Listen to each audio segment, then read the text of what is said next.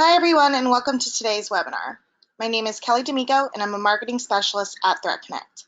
I'm going to take a few minutes to go over some housekeeping items and the agenda, and then I'll introduce today's speakers.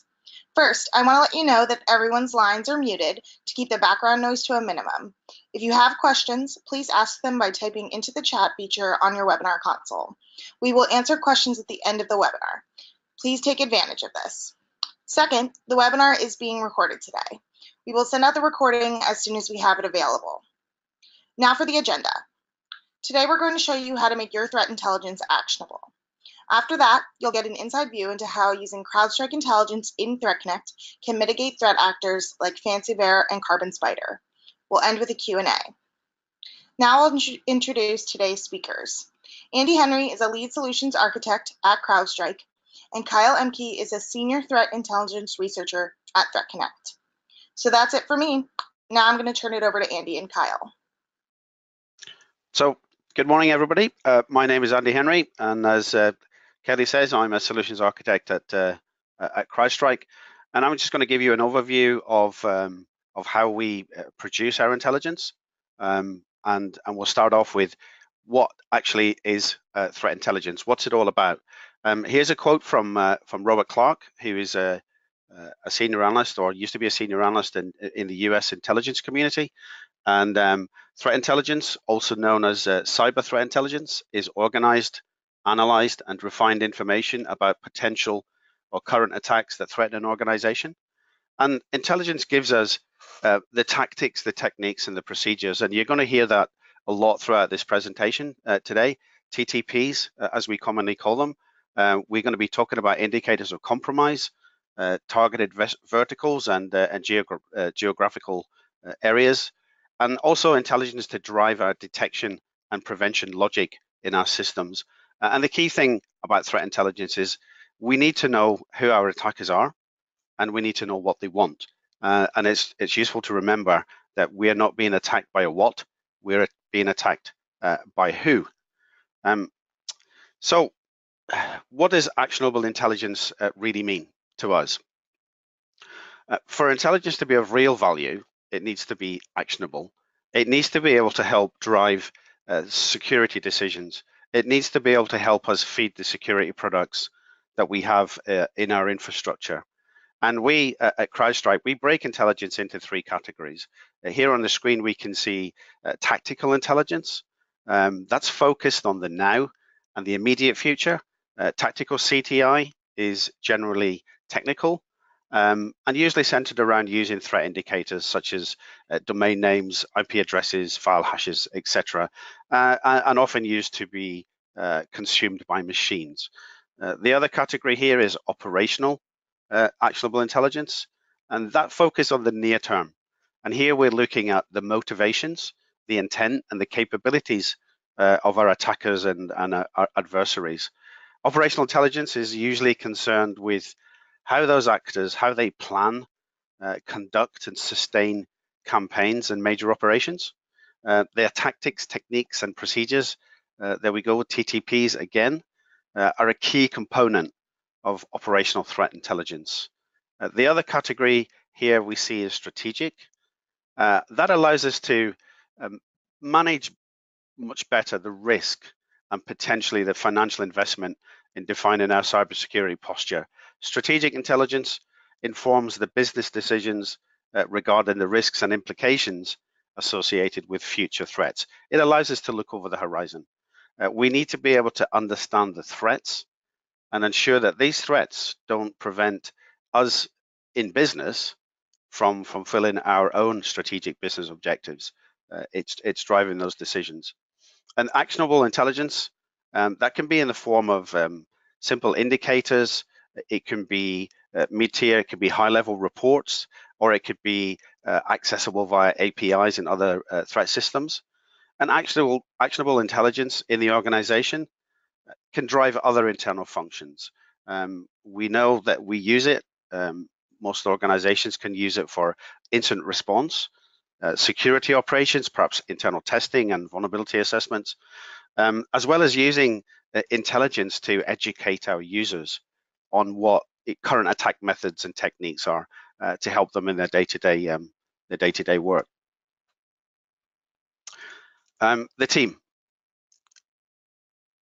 In order to provide effective and actionable intelligence, we need a team. The provider will need to invest significantly in this team because it will take some time before an intelligence team becomes productive. It's not an easy task, or everybody would be doing it. And intelligence teams may look different across organizations or across the globe, but here's how CrowdStrike do it. The capability of our intelligence team is broken down into smaller teams responsible for collection and analysis of data and intelligence, and not only human team, but we have machine learning, artificial intelligence, and many different types of harvesting tools are being used within this team. So the team will be continuously hunting for intelligence across many data sources, searching for new campaigns, extracting those TTPs, as well as looking for the new and the evolving attack methods for some of the most sophisticated actors that are out there attacking our organizations. The key factors for our team in intelligence gathering are the acquisition and analysis of intelligence geared towards threat actor motivations, their capabilities and their dispositions. The acquisition of intelligence that provides technical information by reverse engineering malware to provide attribution, IOCs, and new attack methodologies against existing and new vulnerabilities. And the final part is the acquisition of machine readable intelligence, and that's geared towards the automatic or orchestrated intelligence consumption systems. As we move on, the team needs a platform. The team needs the tools to get on and do this job. We know that threat intelligence, it's a hungry machine. It needs constant feeding, and the collection platform has been designed to do just that, to feed the system. The collection platform allows us to turn that data into intelligence, and that process is all about enriching the data, using insight, experience, and loads of different tools and processes. And eventually we'll be providing reports, intelligence feeds, and those feeds, they need to have, the intelligence needs to be appropriate. It needs to have the appropriate context attached to it. And some of the key outcomes from the collection platform is intelligence reporting. We know that the people attacking us are humans. It's not machines. We want to understand their cultural, social, and economic drivers and correlate that with other parts of the intelligence platform. Another key outcome we're looking for is the trends in behaviors. This is to try and identify patterns. We want to see what happened in the past, what's happening today, and then we can start to help to predict what's going to happen tomorrow. The other outcome is technical reporting. This is the in-depth technical analysis that generates the signatures, the rule sets, and the indicators to help our responders and to feed into other security systems, tools, and threat reporting platforms. And the platform does this with the team in 4 ways. Intelligence analysis here on the left. And that's the collection of the cultural, the linguistic, the social intelligence, and that helps to inform the process. As an example, when we are doing malware reverse engineering, for example, some of the comments that's embedded in the malware could be in foreign language. We need those language skills to be able to understand those comments when we're reverse engineering to provide the right outcome. And we also need to understand the cultural and social drivers that may be driving them, maybe at play as they craft their attacks. External feeds. No successful threat collection platforms are standalone. Source feeds can be taken from anywhere, and they may be as a result of collaboration or other intelligence partnerships, but essentially anywhere that we can get intelligence, we'll take it. The human collection, these are the highly experienced, highly skilled analysts placed across the globe, and they are providing intelligence in various different ways, and they're able to operate in the native tongue and local languages, which is very, very important. And then finally, the technical collection. And this encompasses a lot of different collection methods and capabilities to allow us to gather intelligence data, and that may span across botnets and honeypots, goats, sinkholes, all geared towards gathering, enriching, and confirming collected intelligence. One of the key parts of the collection stage is turning the raw data into intelligence, and malware analysis is a key component of that collection system. And it may be from customer submissions where they upload files to a website.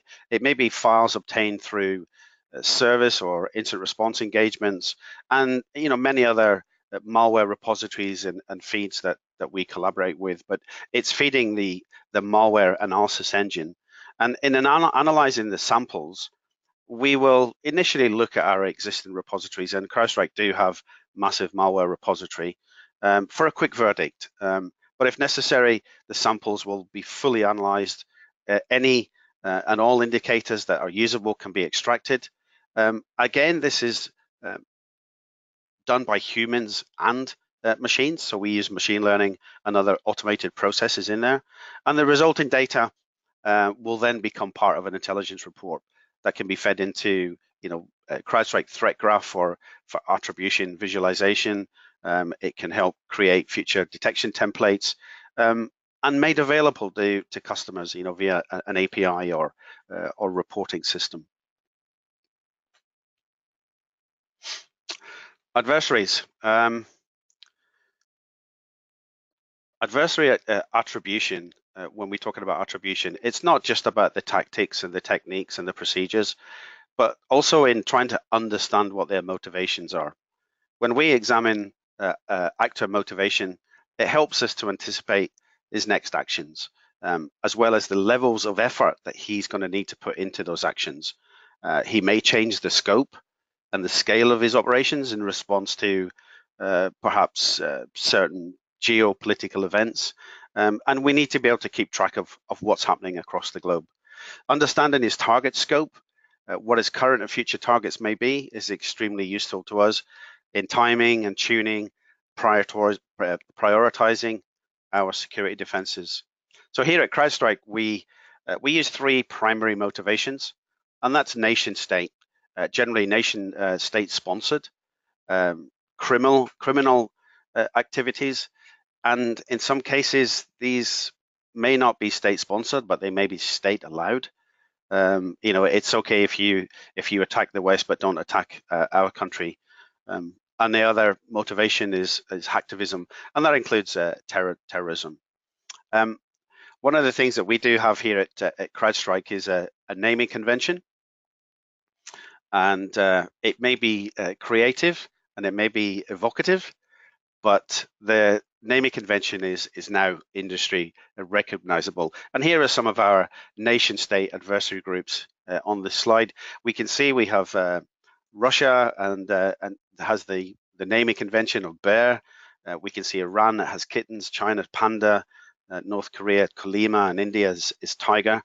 But they are industry recognizable now.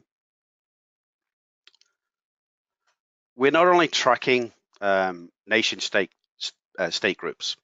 Cyber attacks and attribution stretches way beyond state sponsorship, and we're tracking the criminal groups, and these attract the name of spiders. We're tracking the hacktivists, activists, and terrorists, and these attract the name of jackals. All these actors, both the nation states, the criminals, the hacktivists, they will continuously evolve their attack methodologies and their TTPs in response to our ability to defend, detect, and respond to their attacks. It takes a lot of resources to be able to track all of these groups and keep up with their ever-changing methods. And one thing I would like to say is the demarcation lines are sometimes blurred between whether it's a nation state or whether it's a criminal activity, because there is some sharing going on with tactics and malware families. So premium quality intelligence is essential when we're dealing with attribution. So here's a use case of a specific threat actor that we tracked called Rocket Kitten. And this slide shows from the beginning of the operational window. They started in April 2014. And when this Rocket Kitten was operational, they were actually operating out of a false identity that they had established in Dubai. And we were able to track this actor, including a key member, Mehdi Mudavi, who himself was already well known in intelligence circles. And we were able to track his operational window, his objectives. We were able to track who his targets were. His key targets were aerospace, defense, and government organizations. And through technical analysis, we were able to track his tools. And we were able to look inside some of his tools and the artifacts within those tools and what was left behind on attacks. And there was a dropper reference in there called Alamut, which apparently actually means eagle's nest in Farsi. Analysis of some of his code showed the build times in UTC, and we could see that he was working between 8 a.m. and 4 p.m. in Tehran. Other indicators of compromise within his tools pointed to specific tools such as word macro usage, tool sets like Core Impact and Gmail for command and control. And one of the aims of this group, the ultimate aim, was to try to take down the Israeli air defense system. So you can see quite clearly the value of having great intelligence in being able to build this picture of an actor. So here we have a couple of reports of two more threat actors. One of them is Carbon Spider. In the background, you can see Fancy Bear. And we're tracking a lot of different groups. And as I said earlier on in this presentation, we need to remember that it's not a what that it's attacking us, it's a who. And on a day-to-day basis, we as the defenders, we have to be able to fend off multiple attacks from multiple attackers, identify and defend against ever-evolving threats, whereas these guys, the attacker, he only has to be successful once. He has what he wants. So the cyber threat intelligence gives us the ability not to just to react to current threats, but to look over the horizon, understand the nature of new and potential incoming threats, and make us proactive. So the role of the CTI is to provide us with detail and insight into those motivation, tactics, techniques, and procedures, the TTPs, help us improve the defenses and drive those strategic conversations, potentially regarding investment in our future security posture. We will have a closer look at these actors in a few minutes, but for the moment, I'm going to hand over to Kyle. Go ahead, Kyle. Hey, thanks, Andy, and good morning or afternoon, folks, depending on where you are. So I'd like to start off by quickly describing the integration between CrowdStrike and ThreatConnect. This slide shows what CrowdStrike's intelligence looks like in the ThreatConnect platform, and you can see there in the upper left, to date, there's been over 3 million enriched indicators that have been added to the CrowdStrike intelligence source in ThreatConnect. And here you can see an example of one of those indicators. And when these indicators are added into the platform, ThreatConnect automatically associates them to CrowdStrike's identified threats, those various names that Andy just went over. And we also associate them to any other activity groups or sources that your organization has access to. ThreatConnect also then provides capabilities to analyze or act on this intelligence by further investigating the identified indicator or by deploying it to your organization's defensive efforts. ThreatConnect also gives organizations the ability to send their indicators that they've identified from other sources or defensive tools back to their CrowdStrike deployment to further defend their assets. So today I'm going to give an overview of two analytic methodologies that we employed to take advantage of threat intelligence and to exploit two notable adversaries' TTPs. In doing so, our hope is that we can show the value of employing such research efforts and attempting to take advantage of your adversaries to better safeguard your organization. So I'm going to start by talking about a co-location methodology that we use to research Fancy Bear domains. But first, I'm going to throw it back over to Andy to provide some background on Fancy Bear from CrowdStrike's adversary profile.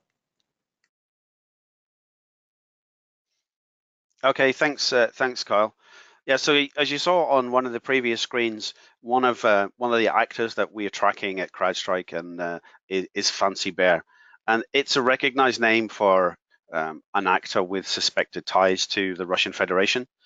And Fancy Bear generally carries out targeted intrusion campaigns against government, military, defense contractors, energy and media, as well as almost any nation state intelligence targets that they can find in the West, in Europe, Middle and Far East. And activity from Fancy Bear goes back as far as June, mid 2012. And just as a use case here, during a recent CrowdStrike incident response engagement with the Democratic National Committee, the DNC, our incident responders identified two sophisticated actors on the DNC network, and these were Cozy Bear and Fancy Bear, both Russian Federation attackers, regarded currently as two of the most sophisticated nation-state actors that we come across on a daily basis. Both groups were well established in the DNC network and were continually changing their implants, modifying the command and control channels, all in an effort to remain undetected. Both of these adversaries, Fancy Bear especially, engage in extensive political and economic espionage for the benefit of the Russian Federation government, and also believed to be linked to the Russian intelligence services. So that's just a brief overview of Fancy Bear, and Kyle will go into some more detail. Back to you, Kyle. Thanks, Andy. So yeah, I'm sure most people who are on the call have probably heard about Fancy Bear before. These are some more specifics associated with some of the things that they've previously done. Like Andy mentioned, they were previously identified in the Democratic National Committee hack. They've also conducted operations against the Democratic Congressional Campaign, the World Anti-Doping Agency, and the Court of Arbitration for Sport, just to name a few. There on the slide, you can see some of the spoof domains that they used as part of those attacks, and many of their attacks also use spear phishing messages that spoofed email security services like Google and contained shortened links that directed the target to a credential harvesting page.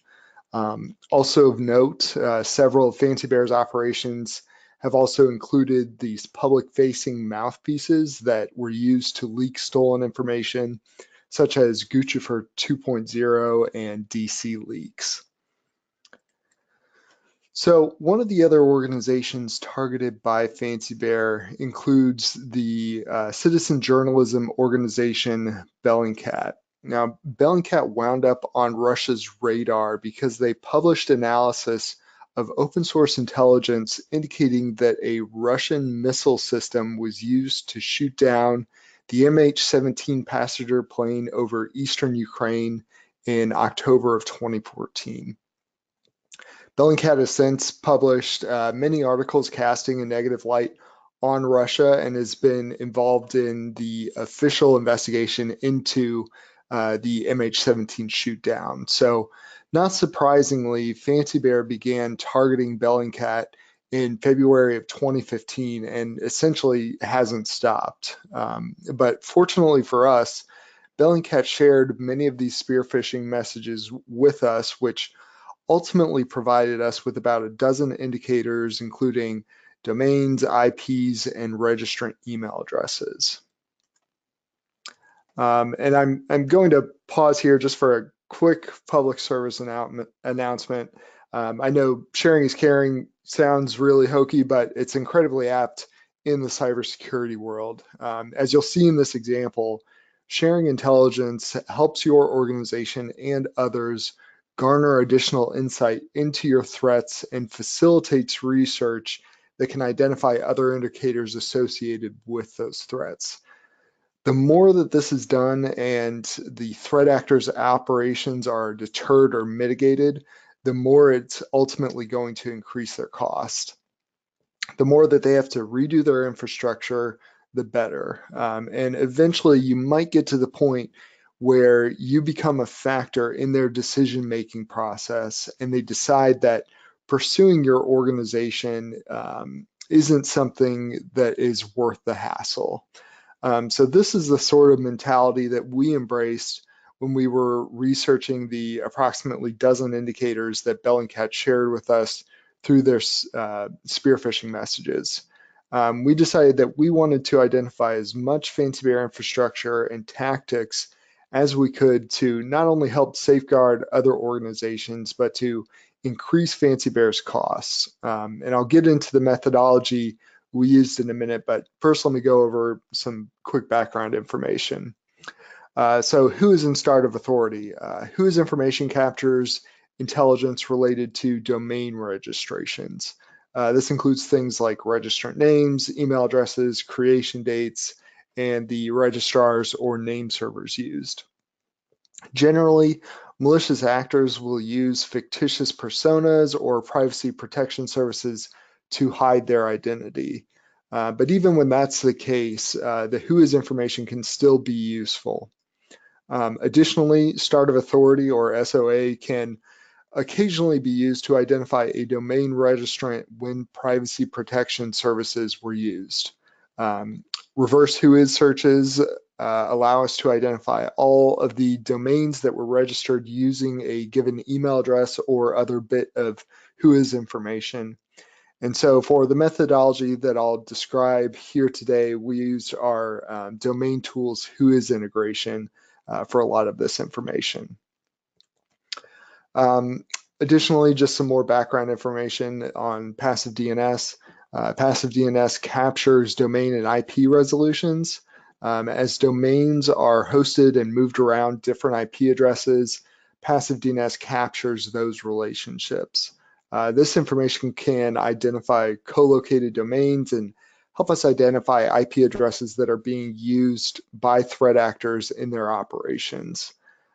Additionally, passive DNS can identify subdomains for a given domain, which can identify things like which domains have mail servers or have potentially actually been operationalized.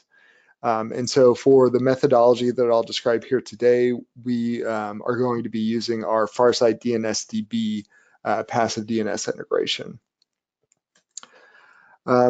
All right, so our approach to building out Fancy Bear's infrastructure from the input that we got from Bellingcat is based on the following hypothesis. Threat actors have access to a limited amount of IP infrastructure and will, on occasion, host more than one of their domains on the IP infrastructure that they control. We can find these co-located domains and use them to identify additional infrastructure for that threat actor. This can provide organizations with tactical intelligence that provides situational awareness during incidents. And ultimately, this can help an organization get to a more active and potentially predictive state with respect to their biggest threats by exploiting their tactics.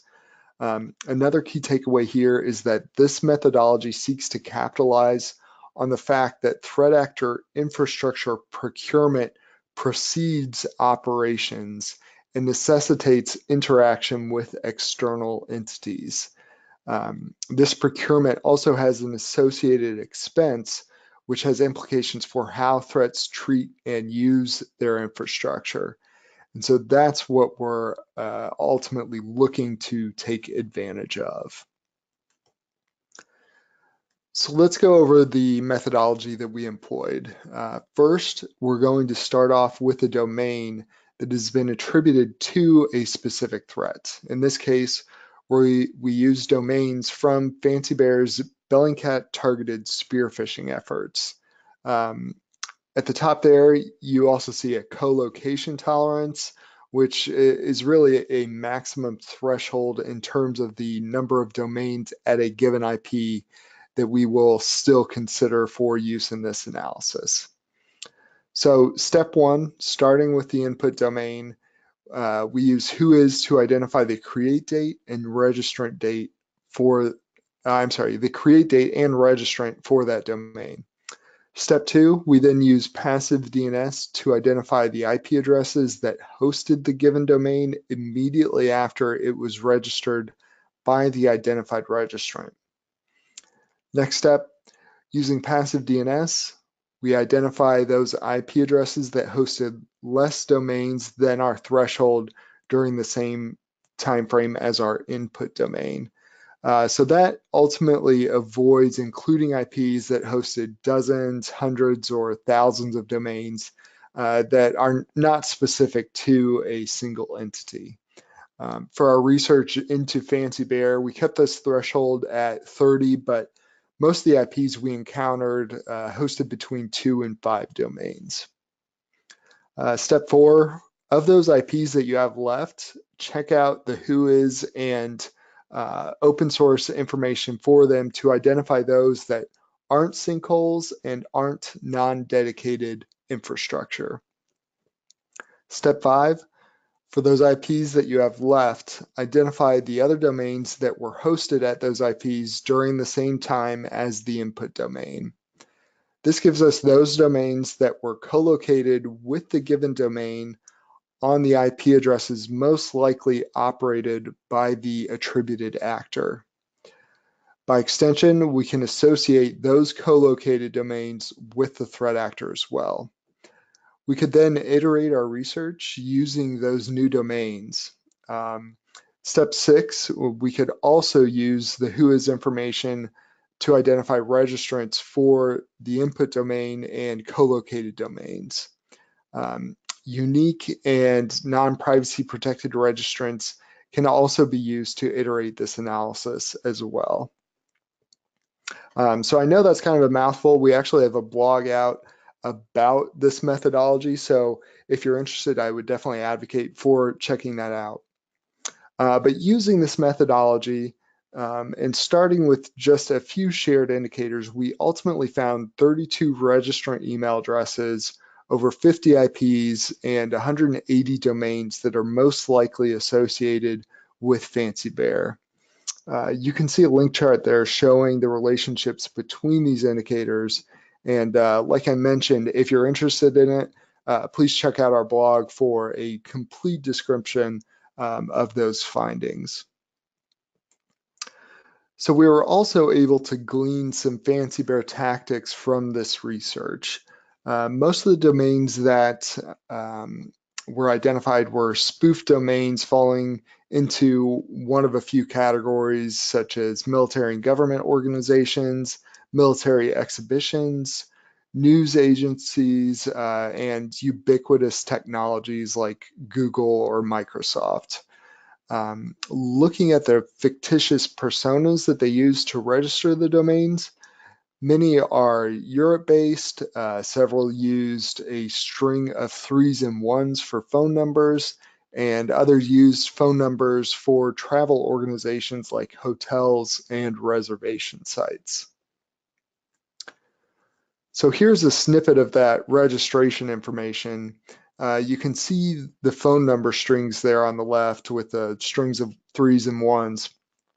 Additionally, highlighted there, you can see there's an example where one domain registered by Mr. Greedy Master at mail.com used the name Thomas Askiness, which had actually previously been used to register domains under a different email address. So it's those sort of operational security mistakes that we hope infrastructure research can identify because it helps trace out the bad guys' infrastructure. So just some quick conclusions for this methodology before we move on to the next case study. Notably, there's still some ways that we can iterate this analysis, potentially using subdomains and name server or registrar analysis. I'm actually going to show the next example is related to that. This sort of effort ultimately helps organizations find what else they need to be on the lookout for when they experience malicious activity. And so with that, I'll move on to our Carbanak, aka Carbon Spider case study, where we used domain registrations as tactical intelligence. And before we get into that, I'm going to send it back over to Andy to provide some more background on this actor. Okay, thanks, Kyle. Carbon Spider, another use case here, also known as Carbanak, as Kyle says. Highly skilled criminal group, first seen late 2013, and initially started to target financial institutions. Generally, most of those targets were Russian financial institutions, but by late 2015, they had expanded their target profile to include those in Europe, in the Middle East, and out in the USA. By middle of 2016, it became obvious that other sectors like hospitality and retail were also at risk from Carbanak, as it was discovered that the capacity to compromise cloud-based Oracle software at Micros was in the Carbon Spiders or the Carbanak tool chest. Carbanak often relies on the use of spear phishing, and they relied on emails that fooled the target into enabling word macros that subsequently delivered the payloads Agent Orm or VB Flash remote access Trojans, which were then used to install the primary implant Secure, or even just leveraging other standard exploitation tools. The interesting thing about Carbanak is once infected, the malware spread across internal corporate networks, tracked down administrator computers, and started to use covert video surveillance programs to capture and record the screens of staff dealing with cash transfer systems. A key objective for Carbanak is the mass harvesting of card data from point of sale systems. And there is a believed possible link between Carbanak and at least one of the 2016 SWIFT attacks. So that's just a brief overview of Carbon Spider, Carbanak. Back to you there, Kyle. Thanks, Andy. Yeah, so just some other notable points about Carbanak or Carbon Spider. They're also known as Anunak and potentially Teleport Crew. I'll mention some more about that here in a little bit. And just to put some numbers to it, reports indicate that they've been successful in stealing over $1 billion, not only from banks, but from other entities as well. There aren't many reports as to who's behind Carbanak. However, a July 2016 Creds on Security article identified whois consistencies between Carbanak domains and the Russian security company Infocube. Carbanak's targets have been identified in over 30 countries, including the US, Russia, Germany, China, and Ukraine. One bank actually lost $7.3 million when its ATMs were programmed to spew cash at certain times that operatives on location would then collect. A separate firm had $10 million stolen from its online platform. So in terms of notable tactics, according to a Kaspersky report, in one campaign, Carbanak was able to use their access to respective banking networks in order to steal money in a variety of ways. And like I mentioned, in some instances, they have hijacked ATMs to instruct them to dispense cash without actually having to locally interact with the terminal. So all of this is to say that because of their potential size, capability, notable operations. While Carbanak is a criminal group, they operate more like a typical nation-state advanced persistent threat. Such APTs will often have centralized or consistent tactics that facilitate consistency across their operations and help to support ongoing operations. Such tactics also ensure repeatability across several operators as well. Those centralized tactics may generally affect how an APT goes about registering domains or how they develop malware used in their operations. And this is really important as that repetition is something that can lead to intelligence. As defenders, we can potentially identify these consistent tactics and exploit them to more proactively identify intelligence related to their activities. So what do I mean by that? Well, let's take a look at a example. So in early 2017, the ThreatConnect security research blog released a report on Teleport Crew, a threat group that ThreatConnect was fairly confident that is closely associated with or is in fact Carbanak. According to their report, the Teleport Crew would start off by registering domain names which closely resemble those legitimate websites. These websites would be designed to either mimic the group's intended target or a third party trusted by the intended target. Carbanak would then, Teleport Crew, I should be specific, would then use Teleport Pro or Teleport Ultra software to mirror the content of the legitimate organization's website to the newly registered domain. This activity targeted various sectors in 6 countries, including the US, UK, and Australia.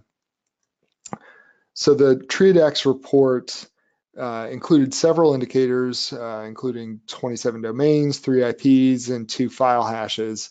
The list there is a list of the domains that they included in their report, and hopefully it gives you an idea of the companies and organizations that were spoofed in this activity. Keep in mind that the report indicated that the websites were designed to mimic the group's intended target or a trusted third party. So again, just some quick background here. We used WHOIS and Start of Authority information from our platform and domain tools as part of this research. So our methodology, we're going to be pivoting from one spoofed domain to others. So our hypothesis is that WHOIS information for an encountered spoofed domain can help us identify an actor's other spoofed domains that may be leveraged against the same or other targets. We first start off by identifying a spoofed domain that is particularly suspicious or has been leveraged in malicious activity. In this case, we're going to use the domains from the ThreatConnect report. We then get the WHOIS information or Start of Authority information for that domain. That includes the registrar create date, registrant email address, country of origin, etc. Then, and this is the most important part, we identify the most unique registration information within that WHOIS. And then using that unique registration information, we're going to pivot to other domains. So here's an example of the WHOIS for one of the spoof domains in ThreatConnect's report, this aoha.com. Now take a look on the right and consider what you think might be the most unique WHOIS information there. Certainly there's some phone numbers, IP addresses, but 2 of the things I want to call out are the use of this @nospam.ws email domain,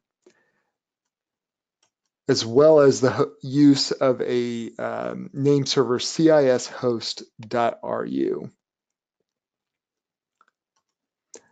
And here's another one of the domains that was in the ThreatConnect report, Google SSLS.com.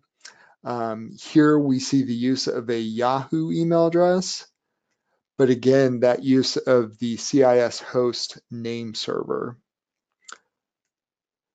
So when we summarize all of the WHOIS information for the domains in the ThreatConnect report, we see that all of the domains there were using the CIS host.ru name server, and 19 of the domains were using that nospam.ws email address. The use of the Yahoo or Rambler.ru email addresses was occasional, but not as consistent as these other two aspects of the WHOIS. So those are the things that we're going to consider unique and try to pivot off of. So when we took a look at other domains using the CIS host.ru name server, there were over 10,000 domains. But for the nospam.ws email addresses, there was only 103 domains at the time that were using that email domain. But the crossover between those two gets even more interesting, as there's only 75 domains that use both the CIS host name server and the nospam.ws email address. And that identified several other domains that we could associate with the teleport crew, aka Carbanak. Here you can see some of those 75 domains that stood out to us that had not already been included in the ThreatConnect report. So if I'm an organization that has previously experienced Carbanak activity or can reasonably expect Carbanak activity, this is the sort of intelligence that I want to consistently be on the lookout for. These domains identify the potential targets of Carbanak and may help those organizations or others proactively block potential Carbanak activity before the domains are actually operationalized. So there's some caveats that I should spell out with this research. Definitely any findings from either of these methodologies merit additional research. Spoof domains are not always malicious, but tracking those domains may help identify if or when they are operationalized. Notably, being on the lookout for any subdomains that might ultimately suggest that a given domain has been operationalized. Also, there's dozens of ways that you can slice and dice the WHOIS information that will potentially lead you to other domains. So that's always something to consider. And again, just one more shout out for the importance of sharing this sort of shared intelligence. Really facilitates other organizations' defensive efforts. In terms of some next steps for this analysis, I would definitely take a look at any unique registrants that showed up in those new domains to identify other potentially non-CIS host.ru name server domains. I would also take a look at the IP addresses like we did in the first methodology to identify any co-located domains or subdomains. I might investigate the name server a little bit more to try and get an idea of why Carbanak is continuing to use that name server. And then also, you know, this sort of research can feed malware hunting efforts. So checking out VirusTotal to see if there's any files that have been associated with or call out to those identified domains or IPs. And then finally, just monitoring for any new domains showing up with those same consistencies, the use of the nospam.ws email domain or anything that might look interesting on that CIS host name server. And so with that, I think I'll throw it back to Kelly to handle our Q&A portion. Thanks, Kyle. Thanks, Andy. So we have a couple of questions. We'll go ahead and ask them. Again, if anyone in the audience has questions, please put them in the question pod on your webinar console. So the first question came through, what is your advice for independent threat researchers in terms of garnering a similar understanding of their adversaries' tactics? Sure, yeah, I can handle that one. So I think it all goes back to there's not an easy answer to it. It's going to take some research to identify that operational intelligence that Andy spoke to earlier. You're going to have to read up on different reports. You're going to have to thoroughly investigate those actors' operations and their domains and their malware to get an idea of what their tactics are that you can ultimately exploit to proactively identify their efforts in the future. Great, thanks. Next question came through. Would this methodology work on other types of threats beyond Fancy Bear and Carbanak? Yeah, I can handle that one. It all depends ultimately. So we have leveraged these methodologies against other APTs and criminal groups. So it's going to work for some. It's not going to work for all of them. We've done notably a good amount of work in building out criminal actor infrastructure based off of WHOIS information. Sometimes, for example, a given actor might use dynamic DNS domains. In that case, that's going to kind of mitigate some of the methodologies that were described here, but in those cases, there may be other methodologies that you can employ to better understand that infrastructure and that actor. So I hate to give the it depends answer, but it certainly depends. Okay, thanks. All right, so that is all the time we have for today. If anyone has any further questions, we'll reach out to you via email. As I said earlier, this webinar is being recorded and we'll be sending out the final recording as soon as it's available. Thank you all for attending, and we hope to see you at the next ThreatConnect and CrowdStrike webinar.